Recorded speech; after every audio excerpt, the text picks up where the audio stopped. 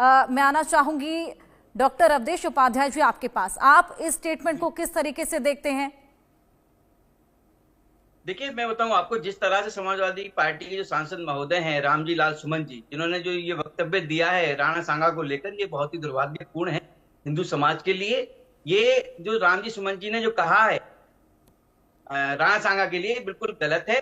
उनको कम से कम इतिहास की जानकारी होना चाहिए। भाई, आप एक जिम्मेदारी पद पर हो, एक जिम्मेदार व्यक्ति हो। भाई, आपको जो है जनता ने चुनकर आपको संसद तक पहुंचाया है।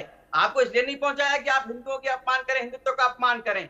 मैं ये समझना चाह रहा हूं, आज हम समाजवादी पार्टी प्रवक्ता भी बैठे हैं, जब जब हमारे देश में मुगल आक्रांताओं का विरोध किया गया, तब तब समाजवादी पार्टी और इंडिया अलायंस के और जो दल हैं, कांग्रेस हुई और जो इनके सहयोगी दल हैं, तब तब उन्होंने जो उसका विरोध। ऐसा क्यों?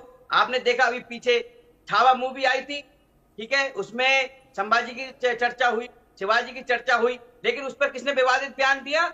अब अबू आदमी कौन है? समाजवादी पार्टी के नेता। क्या कहा था उन्होंने? औरंगजेब को महान बताया था। वो औरंगजेब जिसने अपने बाप को मार दिया कैद करके, जिसने अपने बड़े भाई दारा शिकोह को मार दिया, जिसने अपने छोटे भाई मुराद को मार दिया, पूरा घर बर्बाद कर दिया, उसको ये भैया अपने प्रेरणा स्रोत मानते हैं। ठीक है, उस पर क्या बवाल हुआ सबने देखा। और मैं आपको बताऊं, उससे पहले संबल की बात ले लेते हैं। संबल में नेजा लगता था, ठीक है, हर वर्ष लगता था। वो कौन था जिसके नाम पर लगता था? सलार जो था, गजनबी का जो सेनापति था, उसके नाम पर लगता था। वो कौन था भाई? उसने हमारे सोमनाथ मंदिर को तोड़ा, उसको लूटा।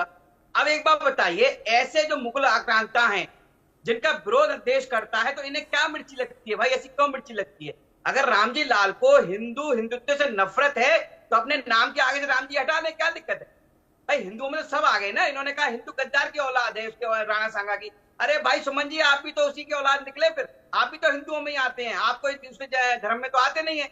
अगर आपको हिंदुत्व से नफरत है, तो मैं तो ये कह रहा हूँ रामजी सुमन जी से, अगर सुन रहे हो मेरी बात को, तो अपना नाम बदल लीजिए, अपना नाम कुछ और रख लीजिए, क्या चक्कर है? चले जाइए, टोपी पहन लीजिए, नमाज पढ़ लीजिए, किसी ने मना तो क्या नहीं है। लेकिन इस तरह के बयानबाजी करना, वो भी संसद में, लोकतंत्र के मंदिर में, बहुत ही दुर्भाग्यपूर्ण है। वीर योद्धा, जो महान पराक्रमी राणा सांगा का अपमान नहीं सहेगा बिल्कुल हिंदुस्तान। अवधेश जी, ये बेहद दुर्भाग्यपूर्ण है। यश भारती भी हमारे